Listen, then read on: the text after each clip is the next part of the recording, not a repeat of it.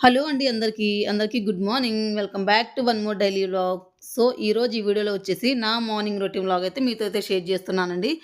First of all వచ్చేసి మనకి ఎప్పుడైనా సరే డే అనేది మార్నింగ్‌తోనే స్టార్ట్ అవుతుంది. అంటే మన మార్నింగ్ రొటీన్‌తోనే డే స్టార్ట్ అవుతుంది. అలాంటి మార్నింగ్ రొటీన్ అనేది మనకి ఎంత ప్రొడక్టివ్‌గా, ఎంత పీస్‌ఫుల్‌గా, ఎంత ప్రశాంతంగా స్టార్ట్ అయితే మనకు డే అంతా కూడా అలానే అనిపిస్తుందండి. అలా కాకుండా సమ్‌టైమ్స్ ఒక్కొక్కసారి మనకి డే అనేది బాగా లేజీగా అలా అయితే స్టార్ట్ అవుతుంది కదా!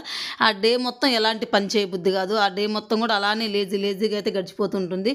సో, ఈరోజు ఈ వీడియోలో ఎర్లీ మార్నింగ్ 5:30కి నా ప్రొడక్టివ్ మార్నింగ్ రొటీన్ అయితే మీతో అయితే షేర్ చేస్తున్నానండి. మన ఛానల్ ఏమైనా ఫస్ట్ టైమ్‌గా చూస్తున్న వాళ్ళైతే ప్లీజ్ ఛానల్ సబ్స్క్రైబ్ చేసుకొని ఫాలో అయ్యి కొంచెం సపోర్ట్ అయితే చేయండి. సో, ఇక వీడియోలోకొచ్చేసినట్లయితే పిల్లలు స్కూల్ వర్కింగ్ డేస్ అప్పుడు రెగ్యులర్‌గా నా మార్నింగ్ రొటీన్ అనేది ఎర్లీ మార్నింగ్ 5:30కే స్టార్ట్ అవుతుందండి. ఎగ్జాక్ట్‌గా వచ్చేసి ఫస్ట్ లేచిన వెంటనే నేను రైస్ అయితే నానబెట్టేసి పెట్టేసుకుంటాను. ఎందుకనంటే ఫస్ట్ రైస్ కుక్ చేసుకున్నట్లయితే మనకి కొంచెం చల్లారడానికైతే టైం అయితే ఉంటుంది. అంత వేడిగా రైస్ అనేది పిల్లలకి బాక్స్‌లో పెడితే అది ఖరాబ్ అయిపోతుందండి. అందుకని చెప్పేసి ఫస్ట్ నేను రైస్ కుక్ చేసుకుంటాను. అది కొంచెం చల్లారేలోపు ఈలోపు స్నాక్స్ గానీ, బ్రేక్‌ఫాస్ట్ గానీ ఇవైతే ప్రిపేర్ చేసుకుంటాను. అలా అని చెప్పేసి ఈరోజు కూడా ఫస్ట్ అయితే రైస్ అయితే నానబెట్టేసి ఫస్ట్ స్టవ్ మీద అయితే పెట్టేస్తూ ఉన్నానండి. ఇంక ఇలా ఫస్ట్ రైస్ కుక్ చేసిన టైం ఉన్నట్లయితే ఒక 5-10 మినిట్స్ అయితే అలా నానబెట్టేస్తాను రైస్ అనేది. టైం లేనట్లయితే అంటే అసలు ఆల్మోస్ట్ 90% అయితే టైం అయితే ఉండదు. అందుకని చెప్పేసి కొంచెం వాటర్ ఎసురు ఎక్కువ పోసేసి పెట్టేస్తాను. అంటే మరి బియ్యం అట్లా ఉండేసేయకుండా కొంచెం సాఫ్ట్‌గా అవ్వడం కోసం కొంచెం వాటర్ ఎక్కువ పెట్టేస్తాను. మనం ఎప్పుడైనా నానబెట్టే టైం లేనప్పుడు కొంచెం వాటర్ ఎక్కువ యాడ్ చేసేసుకోండి.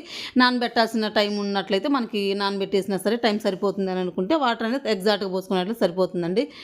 ఇంకా బ్రేక్‌ఫాస్ట్‌లోకి అయితే వడలైతే చేద్దాం అనుకుంటున్నాను. ఈ వడల్లోకి వచ్చేసి నేను నైటే నానబెట్టేసుకున్నాను మినపప్పు. ఇది కూడా పొట్టు మినపప్పుతో అయితే చేస్తున్నాను. ఇంతకుముందు లాస్ట్ వీడియోలో చెప్పాను కదా! అమ్మ వాళ్ళు పంపించారని చెప్పేసి వాటితో కొన్నైతే సున్నుండలు చేశాను. ఇంకా కొన్ని వచ్చేసి అప్పుడప్పుడు ఇలా వడలైతే చేసుకుంటూ ఉంటానండి. ఇడ్లీ దోసల్లోకి కూడా యూజ్ చేసుకోవచ్చు. బట్ నేనైతే ఇది క్లీన్ చేసే ప్రాసెస్ అనేది చాలా ఎక్కువగా ఉంటుంది. కాకపోతే చాలా హెల్తీ కూడా అండి. మామూలుగా ప్లెయిన్ మినపప్పుతో కంపారిజన్ చేసుకుంటే ఇది చాలా మనకి హెల్తీ కూడా. అలాగే టేస్ట్ వైజ్ కూడా చాలా డిఫరెంట్‌గా అయితే ఉంటుంది. దాంతో పోల్చుకుంటే టేస్ట్ కూడా ఇదే బావుంటుంది. బట్ మనకి ఇది క్లీన్ చేసుకోవడం అనేది చాలా లెంతీ ప్రాసెస్ ఉంటుంది. కొంచెం ఎక్కువ టైం తీసుకుంటుంది. అందుకని చెప్పేసి నేను ఫాస్ట్‌గా అయితే క్లీన్ చేసేసుకుంటున్నానండి. దీనిపైన ఉన్నటువంటి పొట్టు అనేది మనకు చాలా సార్లు ఎంత కడుగుతున్నా సరే అట్లా వస్తూనే ఉంటుందండి. దీనిపైన ఉన్నటువంటి పొట్టును కూడా మనం కంప్లీట్‌గా మొత్తం క్లీన్ చేసేసుకోవాలి. మొత్తం పొట్టంతా పోవాలి అని చెప్పేసి అయితే ఎప్పుడు అనుకోవద్దు. దీంట్లో పొట్టు అనేది కొంచెం ఉన్నా సరే ఏం పర్వాలేదండి. అలా పొట్టుతో సహా తింటే మనకు ఇంకా చాలా మంచిది. ఫైబర్ అనేది ఎక్కువ ఉంటుంది. ఇందులో ఫైబర్ కంటెంట్ అనేది. సో, పైపైన అలా క్లీన్ చేసుకున్నట్లయితే సరిపోతుంది. మరి ఎక్కువగా మరీ పొట్టంతా పోయేటట్టు డీప్ క్లీనింగ్ అయితే చేయాల్సిన అవసరం లేదు. చూడండి ఎంత పొట్టయితే వచ్చేసిందో. ఇంకా అదంతా వచ్చేసేసి క్లీన్ చేసి పక్కన పెట్టేసుకున్నాను. ఫస్ట్ అయితే రైస్ ప్రిపేర్ చేసుకోవడం కోసం అయితే నేను ఇక్కడ ఈరోజు వచ్చేసి లంచ్‌లోకి పాలకూర రైస్ అయితే చేద్దాం అనుకుంటున్నాను. అందుకని చెప్పేసి ఫస్ట్ రైస్ అయితే ఒక పక్క అవుతుంది కదంగా రైస్ కుక్ అయ్యేలోపు వచ్చేసి ఇక్కడ నేను పాలకూర అయితే కట్ చేసుకుంటున్నానండి. ఇంకా పాప మొత్తం రెడీ అయిన తర్వాత వాళ్ళు తినే ముందు ఫస్ట్ వచ్చేసి బ్రేక్‌ఫాస్ట్ అయితే చేస్తా. అంటే లంచ్ అయిపోయిన తర్వాత, స్నాక్స్ అయిపోయిన తర్వాత లాస్ట్‌లో బ్రేక్‌ఫాస్ట్ అయితే చేస్తాను. కాకపోతే మినపప్పు కదా అని చెప్పేసి ఒక్కసారి కడిగేసి అయితే పెట్టేసుకున్నానండి. ఇంకా పాలకూర రైస్‌లోకి అయితే పాలకూర అయితే తీసుకుంటున్నాను. ఇక్కడ ఒక కట్ట అయితే సరిపోతుంది. లాస్ట్ వీక్‌ది వచ్చేసి కొంచెం అయితే ఉండిపోయింది. ఒక 10 ఆకుల వరకు అయితే ఉండిపోయింది. అది కూడా ఇది మొత్తం కలిపేసి ఇంకా పాలకూర రైస్ అయితే చేస్తున్నానండి. మనం ఎప్పుడు ఆకుకూరలు తెచ్చుకున్నా సరే ఫస్ట్ అయితే మంచిగా క్లీన్ చేసేసుకోవాలి. ఎందుకంటే వాళ్ళు పాలకూర అయినా కాదండి ఏ వెజిటబుల్స్ అయినా సరే క్లీన్ చేసేసుకొని, వాష్ చేసేసుకొని మంచిగా చేసేసుకుంటే చాలా నీట్‌గా అయితే ఉంటుంది. ఈ పాలకూర రైస్‌ని గూడా చాలామంది అయితే చాలా రకాల డిఫరెంట్ స్టైల్స్‌లో అయితే చేస్తూ ఉంటారండి. నేను గూడా ఇంతకుముందు ఈ పాలకూరని వాటర్‌లో కుక్ చేసేసి, మామూలుగా కొంచెం సాల్ట్, కొంచెం పసుపు వేసి వాటర్‌లో కుక్ చేసేసి, దాన్ని మెత్తగా పేస్ట్ లాగా అయితే మిక్సీ పట్టేసి, ఇంకా రైస్‌తో పాటే కుక్ చేసేదాన్ని. అంటే మనం వెజిటబుల్ పలావ్ ఎలా చేస్తామో ఆ ప్రాసెస్‌లో అయితే కుక్ చేసేదాన్నండి. అది కొంచెం మన టైమ్ టేకింగ్ ప్రాసెస్. కొంచెం ఎక్కువ టైం అయితే తీసుకుంటుంది. అలా కాకుండా మనం వాటర్‌లో పాలకూరను కుక్ చేయడం వల్ల అందులో ఉన్నటువంటి పోషకాలు ఏవైతే ఉన్నాయో అవంతా అయితే వాటర్‌లోకి వెళ్ళిపోయే ఛాన్స్ అయితే ఎక్కువగా ఉంటాయి. మనకు తిన్నా గాని అంత అంటే డైరెక్ట్ పాలకూర తీసుకున్నంత యూజ్ అయితే ఉండదు గదా! అందుకని జెప్పేసి కొంచెం లెంతీ ప్రాసెస్ గదా! అందుకని జెప్పి చెల్లయితే ఇంతకుముందు ఇలా అయితే చేస్తూ ఉండేదండి. చాలా సింపుల్‌గా అయిపోతుంది. మన పాలకూర కట్ జేసుకోవడం ఒక్క ప్రాసెసే ఉంటుంది.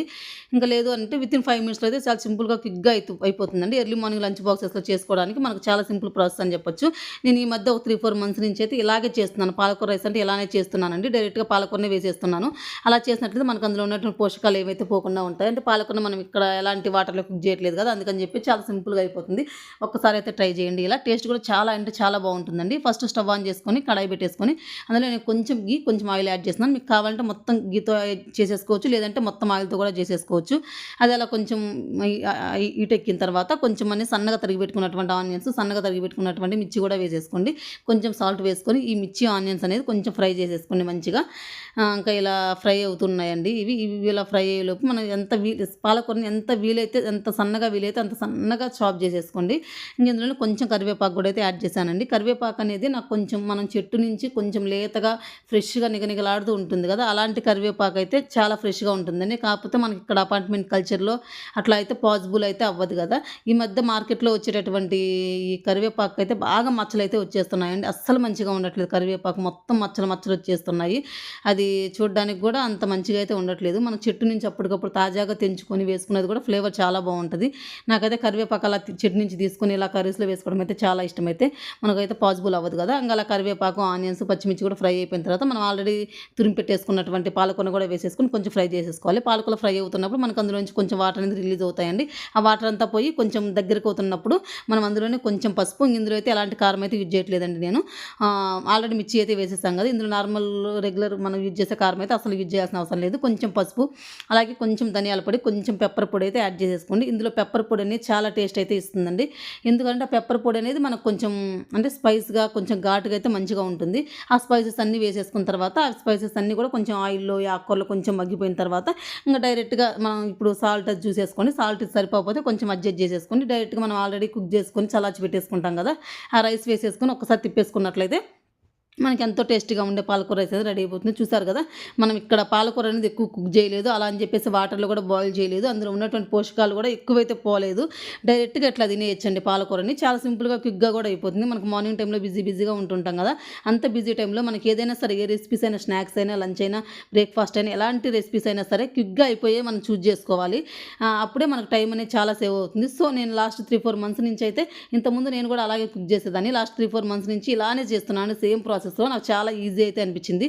ఇంకా అలా రైస్ కుక్ చేయడం అయితే కంప్లీట్ అయిపోయింది. ఈలోపు పాప వచ్చేసి మొత్తం రెడీ అయిపోయిందండి. నేను పిల్లలకైతే ఏం చేయాల్సిన అవసరం లేదండి, ఒక్క బాబుకు తప్ప పిల్లలు మొత్తం అయితే రెడీ అయిపోతారు. లాస్ట్లో వాళ్ళకి జుట్టు వేయడం మాత్రమే, ఇంకా రైస్ కుక్ చేయడం అయితే కంప్లీట్ అయిపోయింది కదా. ఇంకా ఇప్పుడు వచ్చేసి వాళ్ళైతే చేస్తున్నానండి. ఇంకా పాప మొత్తం రెడీ అయిపోయింది కదా, పాపకి ఇచ్చేసి ఇంకా పాప తిన్న తర్వాత పాపకైతే జుట్టు అయితే వేస్తాను. ఇంకా దీనికోసం వచ్చేసి ఫస్ట్ స్టవ్ మీద అయితే ఆయిల్, డీప్ ఫ్రై కోసం అయితే ఆయిల్ అయితే పెట్టేశాను. ఇంకా వాళ్ళైతే వేయాలండి. ఇంకా చట్నీ, అలాంటి చట్నీ అయితే ప్రిపేర్ చేయలేదు. ఈ చట్నీలు ఇవన్నీ మార్నింగ్ టైంలో అయితే అస్సలు అవ్వవు కదా. నేను ఆల్మోస్ట్ వచ్చేసి చట్నీ ఇవేం చేయనండి. ఇంట్లో పికిల్స్ ఉంటాయి కదా, అవి అయితే వేసుకొని తినేస్తారు, దోశలో అయినా సరే. ఎప్పుడో ఇడ్లీలో మాత్రం కంపల్సరీ వేస్తూ ఉంటాను. అంటే ఇడ్లీలో చట్నీ, పచ్చళ్ళు ఇవి తినలేము కదా, ఇట్లా బోండాల్లో కానీ ఇట్లా వీటిలో అయితే తినేయచ్చు, దోశలో కానీ అడ్జస్ట్ అయిపోవచ్చు. ఇంకా పిల్లలు కూడా అట్లా అయితే తినేస్తారండి. మార్నింగ్ టైంలో మనం బ్రేక్ఫాస్ట్ చేస్తూ, లంచ్ చేస్తూ, మళ్ళీ స్నాక్స్ చేస్తూ ఇవన్నీ చేయాలంటే అస్సలు అవ్వవు. కాకపోతే ఎర్లీ మార్నింగ్స్ మనకి ఇట్లా డీప్ ఫ్రై ఐటమ్స్ అనేది అంత మంచిదైతే కాదండి. కాకపోతే అప్పుడప్పుడైతే పర్వాలేదు. ఎప్పుడో ఒక 10 డేస్కి ఒకసారి, 1 మంత్కి ఒకసారి, మంత్లీ 2 టైమ్స్ ఇట్లా అయితే పర్వాలేదండి. రెగ్యులర్గా మనం ఎలాగో పెసరట్లు కానీ, దోశలు కానీ, ఇంక ఇట్లా ఏమైనా చేస్తూ ఉంటాం కదా, ఇడ్లీలు కానీ, ఇట్లా హెల్తీగా ఈజీగా డైజెస్ట్ అయ్యాయి పిల్లలకి మార్నింగ్ టైంలో బ్రేక్ఫాస్ట్కి ఎలాగ ఇస్తూ ఉంటాము. ఇంకా నాకు ఎందుకో ఈరోజు అయితే వాళ్ళు తినాలనిపించిందండి, అందుకని చెప్పేసి వాళ్ళు అయితే వేస్తున్నాను. కాకపోతే డీప్ ఫ్రై ఐటమ్స్ అంత మంచిగా కాదు, అది కూడా మనం బయట అయితే తెచ్చుకోవట్లేదుగా, మనం ఇంట్లోనే ఫ్రెష్ ఆయిల్తో మంచిగా మనం అయితే డీప్ ఫ్రై చేసుకుంటున్నాము.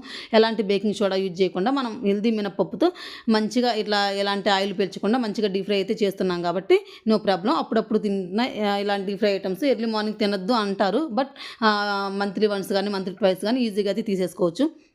ఇంకా అలా పాప కూడా తినేసింది, జుట్టు అయితే వేసేసాను, పాప కూడా వెళ్ళిపోయిందండి. 7:30 కల్లా ఎగ్జాక్ట్గా తనకైతే వ్యాన్ అయితే వచ్చేసింది. ఇంకా తను వెళ్ళిపోయి ఒక 5 మినిట్స్ ముందు కింద వెయిట్ చేస్తే వ్యాన్ అతనైతే వచ్చేస్తారు. ఇంకా పాప అయితే వెళ్ళిపోయిందండి. తిని వెళ్ళిపోయిన తర్వాత ఇంకా నెక్స్ట్ ఇంకో పాపనైతే లేపుతాను. తనకు వచ్చేసి 8:30 అండి, అంటే 8:15 కల్లా ఇంట్లో నుంచి అయితే బయలుదేరాలి. ఇంకా తన కోసం వచ్చేసి మళ్ళీ తనైతే లేపేశాను. తను కూడా బ్రష్ చేసుకొని తను కూడా ఫ్రెష్ అప్ అయితే అవుతుందండి. ఈలోపు వచ్చేసి తన కోసం కూడా వచ్చేసి నేను ఇక్కడ ఇంకా వాళ్ళైతే చేస్తున్నాను. అంటే ఒకేసారి అయితే చేసి పెట్టనండి, చల్లగా అయిపోతాయి కదా, పిల్లలు తినడానికి ఇష్టపడరు. మా పిల్లలు ఎక్కువగా వేడిగా అప్పటికప్పుడు అయితే తినడానికి ఇష్టపడతారు. కానీ అందుకని చెప్పేసి ఒకేసారి చేసి పెడితే, అంటే మార్నింగే చేయొచ్చు నేను, అప్పుడు నాకు అంతగా టైం ఉండదు, అది కాక చల్లగా అయిపోతాయని చెప్పేసి చేయలేదు. ఇంకా నెక్స్ట్ వచ్చేసి ఇప్పుడు పాప కోసం, బాబు కూడా ఇప్పుడు ఇద్దరు ఒకేసారి అయితే ఆల్మోస్ట్ అయితే లెగుస్తారండి. ఒక్కోసారి బాబు తనంతట తానే లెగుస్తాడు, లేదంటే తినిపోయిన తర్వాత అప్పుడు బాబుని అయితే లేపుతాను. ఇంకా 3 టైమ్స్ మళ్ళీ స్టవ్ ముట్టించడం ఎందుకని చెప్పేసి ఇప్పుడు ఒకేసారి పాపకి బాబుకి ఇద్దరికైతే వాళ్ళైతే ఒక 5-6 వరకు అలా అయితే వేస్తూ ఉన్నానండి. ఇంకా ఈ మార్నింగ్ టైం పాపకైతే అస్సలు టైం ఉండదు కదా! 7:30 కల్లా 7:10 కల్లా ఆల్మోస్ట్ అయితే వెళ్ళిపోవాలి. మళ్ళీ కొంచెం లేట్ అయిపోయినా సరే మన పికప్ అయితే కొంచెం అటు ఇటు 5, 10 మినిట్స్ అలా లేట్ అయినా సరే పర్వాలేదండి. కాకపోతే వ్యాన్ వాళ్ళు, బస్ వాళ్ళు ఇట్లా అయితే వెయిట్ చేయరు కదా! అందుకని చెప్పేసి పాపకు స్నాక్‌లోకైతే ఫ్రూట్ అయితే యాపిల్ అయితే పెట్టిచ్చేసానండి. అందుకని చెప్పేసి పాప ఇంకా అంటే స్వీట్ కార్న్ అయితే కుక్ చేద్దామని చెప్పేసి నేను నైటే మామూలు స్వీట్ కార్న్ అయితే ఒలిచేసి పెట్టేసుకున్నాను. మార్కెట్‌లో మన సాటర్‌డే అయితే తీసుకున్నానండి. ఇప్పుడు స్వీట్ కార్న్ మన సీజన్ కదా! నడుస్తూ ఉంది కదా! ఇప్పుడు మనకి రెగ్యులర్‌గా ఎక్కడైనా సరే మంచిగా అయితే దొరుకుతూ ఉన్నాయి. 100కి 6 అయితే ఇస్తున్నారండి. నైట్ మనకు మార్నింగ్ టైంలో టైం ఉండదు కదా అని చెప్పేసి నైటే ఒలిచేసి పక్కన పెట్టేసుకున్నాను. ఇంకా తనకి అది కుక్ చేసే టైం కూడా లేదని చెప్పేసి తనకైతే మామూలుగా స్నాక్స్‌లోకి అయితే ఫ్రూట్ అయితే పెట్టేశాను. వీళ్ళిద్దరికైతే స్వీట్ కార్న్ అయితే బాయిల్ చేస్తున్నానండి.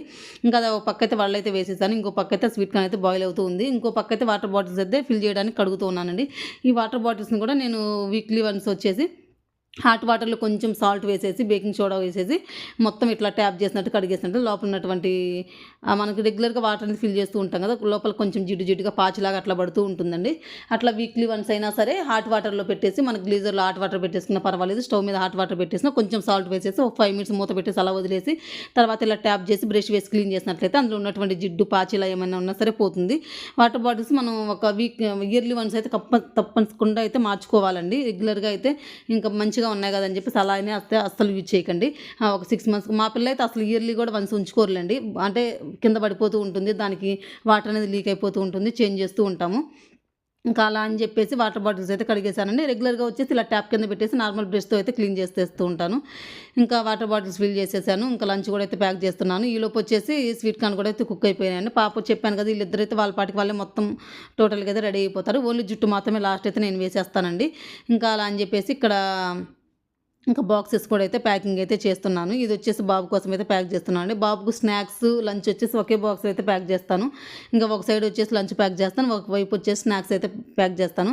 ఇంకా పిల్లలిద్దరికి వచ్చేసి పెద్ద పిల్లలిద్దరికి వచ్చి సెపరేట్‌గా అంటే వేరే బాక్సెస్‌లో అయితే అట్లా వేస్తూ ఉంటాను. ఇది కొంచెం పెద్ద ర్యాక్ కదా అని చెప్పి అంటే కంపార్ట్మెంట్స్ అనేది కొంచెం పెద్దగా వచ్చినాయి కదా అని చెప్పేసి బాబుకి ఒకే బాక్స్‌లో లంచ్, స్నాక్స్ అయితే పెట్టేస్తానండి. ఇంకా అలా అని చెప్పేసి స్నాక్స్ బాక్సెస్ కూడా అయితే ఇంకా లంచ్, స్నాక్స్ మొత్తం అయితే ప్యాక్ అయితే చేసేస్తున్నాను ఇక్కడ. నేనిక్కడ లంచ్ బాక్సెస్ ఇవి ప్యాక్ చేస్తున్నట్లయితే పాపకు ఆల్రెడీ వడలు చేసి ఇచ్చేసాను కదా! తనైతే తింటూ ఉందండి రెడీ అయిపోయి. ఇలా ప్యాక్ చేసేసి కంప్లీట్ అయిపోయిన తర్వాత నేనైతే ఇంకా పాపకు జుట్టు వేస్తాను. జుట్టు వేస్తే తను కూడా అయితే రెడీ అయితే వెళ్ళిపోతుందండి. ఇదిగోండి పాపకైతే సెపరేట్‌గా కంపార్ట్మెంట్స్‌లో అయితే చిన్న చిన్న కంపార్ట్మెంట్సే ఉన్నాయండి ఈ బాక్సెస్ అనేవి. అందుకని చెప్పేసి సెపరేట్‌గా వీళ్ళకి స్నాక్స్ అనేది వేరే అయితే పెట్టేస్తాను. పెద్ద పాపకి, చిన్న పాపకి.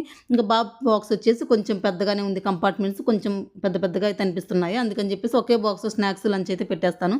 ఇంక ఇలా బాక్స్ ప్యాకింగ్ కూడా కంప్లీట్ అయిపోయింది. ఈలోపు పాప కూడా అయితే తినేసిందండి. వడలైతే వేసి ఇచ్చేసాను కదా! 3 అయితే వేసి ఇచ్చేసాను. తనైతే ప్లెయిన్‌గా తినేసింది. ఎలాంటి పచ్చడి యూజ్ చేయకుండా. ఇంక తనకైతే జుట్టు అయితే వేసేసాను. జుట్టు వేసేసిన తర్వాత తను కూడా ఇలా బ్యాగ్ ఇది ప్యాక్ చేసేసుకొని ఇంక తను కూడా అయితే వెళ్ళిపోయింది. తనని అయితే మామూలుగా పాపని, బాబుని అయితే మా హస్బెండ్ అయితే తీసుకెళ్ళిపోతారండి. ఇప్పుడు టైం వచ్చేసి ఎగ్జాక్ట్‌గా 8:10 అవుతుంది. 8:20, 8:25 కల్లా గేట్ అయితే క్లోజ్ చేసేస్తారండి. ఇంకా ఈలోపు తనైతే వెళ్ళిపోవాలి. ఇంకా ఈ బాబు కూడా అయితే వెళ్ళిపోయాడండి. ఇంక వాడినైతే ఎలాంటి షూట్ చేయలేదు. ఎందుకంటే వాడు అసలుకి ఒక చోట అయితే ఉండడు. అందుకని చెప్పేసి ఇంకా పిల్లలు వెళ్ళిపోయేసరికి నా కిచెన్ పరిస్థితి అయితే మొత్తం అయితే టోటల్‌గా అయితే ఇలా అయితే ఉందండి. ఇప్పుడు మొత్తం అయితే క్లీన్ చేసేసుకోవాలి. చూసారు కదా! ఎర్లీ మార్నింగ్ 5:30 టు ఇప్పుడు 9:00 పిల్లలు ముగ్గురు స్కూల్‌కెళ్ళే వరకు నా మార్నింగ్ రొటీన్ అనేది ఇలా అయితే గడిచిపోయింది. వీడియో ఎలా అనిపిస్తుంది తప్పకుండా కామెంట్ చేయండి. అలాగే వీడియో నచ్చితే ప్లీజ్ ఒక లైక్ టు సబ్స్క్రైబ్. మరొక మంచి వ్లాగ్‌తో మీ ముందుకు వచ్చేస్తా. Until then keep watching. Okay. Bye.